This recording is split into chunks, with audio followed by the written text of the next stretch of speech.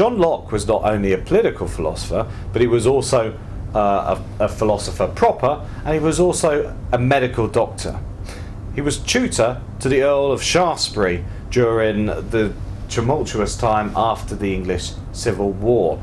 Indeed, he became linked with a group of exclusionists who wanted to exclude Charles II's heirs from the throne and bring in William and Mary. Indeed, his second treatise on government was a justification of the Glorious Revolution of 1688 that denied Charles II the throne and gave it to William of Orange. So John Locke was not only a philosopher, but he was also very much engaged with the political activities of his day and age.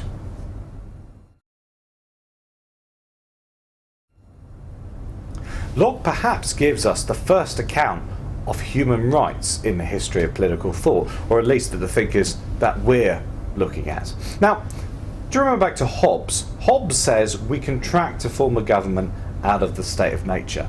Now, in the state of nature, when we're protecting ourselves, we can do anything. Now, we transfer our rights to do anything in the state of nature to the sovereign, who can then do anything. These rights are just simply transferred. For Locke, it's not that simple.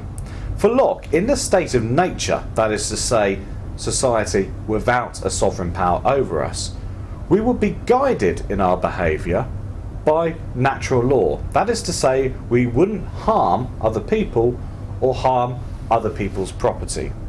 When people did do that, then they would simply be punished by the other person. Now, Locke doesn't think the state of nature is good. He thinks it's inconvenient and we would move out of it. But because we don't have unlimited rights of action in the state of nature, we cannot transfer to the sovereign power, the state, we can't transfer it the right to do everything. Therefore, the things that we didn't have a right to do in the state of nature, the government doesn't have the right to do now. Consequently, things such as religion or property, for Locke, government has no basis upon which to interfere in. These are areas which government does not have the right to act on, and is sort of a negative version of what we would understand today as being human rights.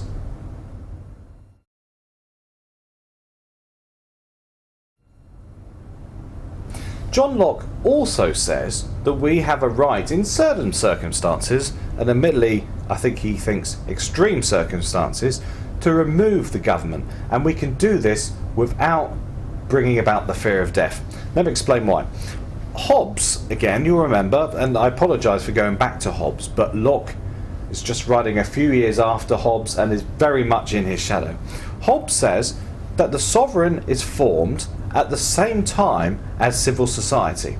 We contract together and form a sovereign for Hobbes. If we remove that sovereign, we're automatically back in the state of nature and the fear of death that accompanies that. For Locke, this is not how government is formed. It is formed by a contract, Locke thinks, but it's actually formed by two contracts. The first contract unites us together as a civil society, as a group of people capable of making a decision. Another contract between that group of people is then created with a sovereign power. Firstly, this means that there's contractual obligations on the sovereign power, but second of all, if we wanted to remove that sovereign power, we would still be together as a civil society and we wouldn't be back in the state of nature. So Locke quite carefully unpicks a social contract argument to show how it is possible to remove one government and bring in another without going back into the state of nature. Perhaps this is unsurprising, bearing in mind Locke's purpose in writing the second treatise of government is to try and show how we can remove a government, whereas Hobbes's purpose in writing Leviathan was to try and show people why they should obey a government.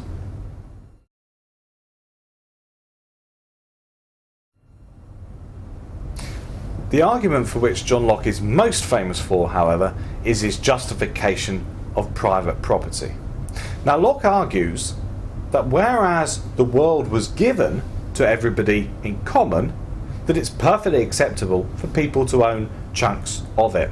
In this, John Locke's probably answering the claims of a group of people called the Diggers, who argued that the world was given to mankind in common and therefore it should remain in common, and private property was unlawful, or rather I should say unjust.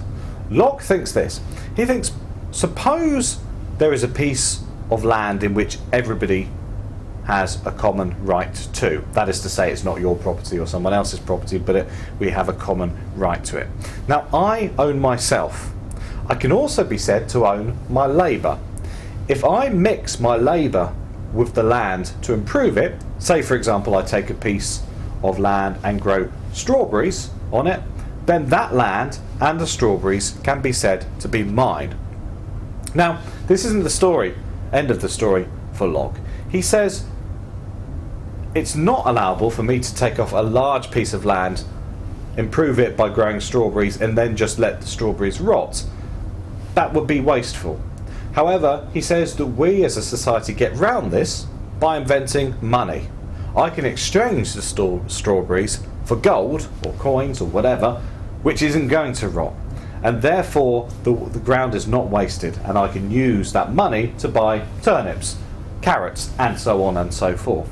So consequently, this land becomes mine because I have ownership in myself, and I mix that ownership of myself with the land. This is how private property is justified. Now, crucially, Locke thinks that this right to private property is pre-political. That is to say that this right to property exists prior to the contract to form government. As it exists prior to the contract to form government, we are not giving the state the right to mess around with our property. Consequently, the state cannot remove our property. This is quite important at a time in which monarchs were said to almost own the entire country and do away with property as they saw fit. So this was quite radical at its time.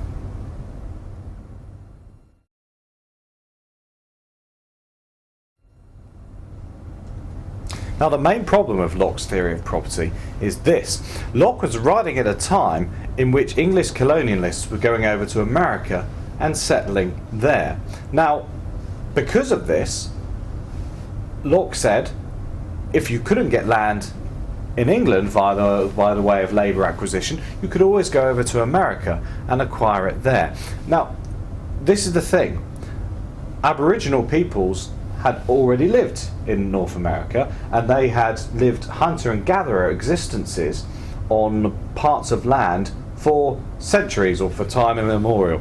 Now, what Locke's argument did was say that if hunter and gatherer peoples operated on a base of land, they didn't actually improve that land because they didn't cultivate it or mix their labour with it.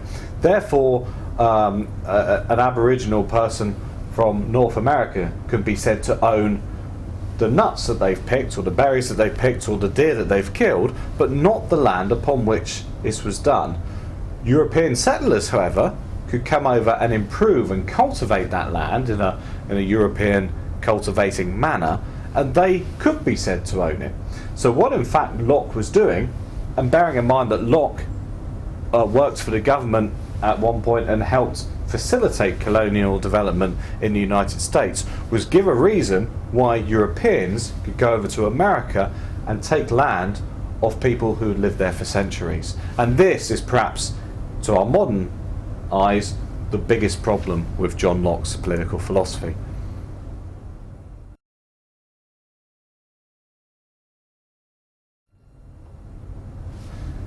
Elsewhere, John Locke gives perhaps one of the most famous and most eloquent defences of religious toleration. That is to say, why the government should not persecute people because of their religious beliefs.